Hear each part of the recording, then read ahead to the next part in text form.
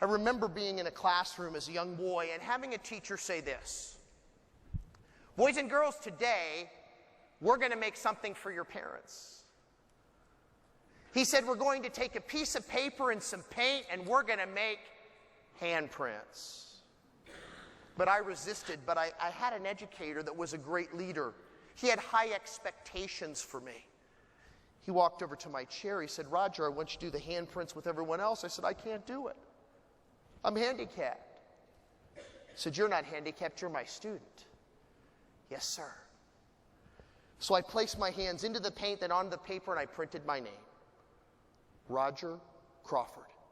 Teacher had a great sense of humor. He said, "Roger, I'm so glad you put your name on those handprints." Remember, I folded up that piece of paper, placed it in my backpack. I rode the school bus home. And that afternoon, I saw my mom and dad, and I unfolded that piece of paper, and my parents placed it in the most prestigious art gallery in the world, the Crawford refrigerator. It still feels good to make that refrigerator, doesn't it? I know it does in my life. I used to come home from a trip, look at the refrigerator, it's covered with the kids' stuff. You know what I did? I bought a new refrigerator. I put it out in the garage. I hang all my stuff on that. Now, my parents taught me about possibility thinking very early in my life. Now, possibility thinking, as I see it, means for all of us in this room, when it's all said and done, our lives are ultimately defined by what we choose to dwell on, what we focus on. The opportunities, the obstacles, problems, or the possibilities. They found a doctor that changed my life, Dr. Robert Weeks. He amputated the bottom part of my left leg, then reconstructed my knee. So this morning I'm wearing an artificial leg or prosthesis. You know, when Kent introduced me this morning and I approached him, I reached out and I shook his hand. And I'm sure for a few of you in this audience, you thought, wow, this speaker that we're having, he's really faced quite a burden.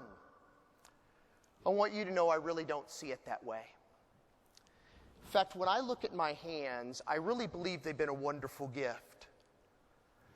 Because my hands remind me that no matter what circumstances I may be facing, never quit.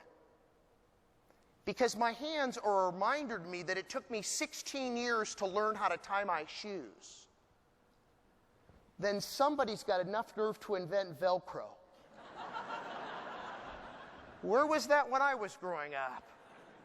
We've all heard the saying, never let success go to your head. My tennis coach, Tony Fisher, used to say this to me: Roger Crawford, never let failure go to your head. My hands have also taught me gratitude. Gratitude. Look at what my life could be. I see what my life is. I celebrate Thanksgiving every day.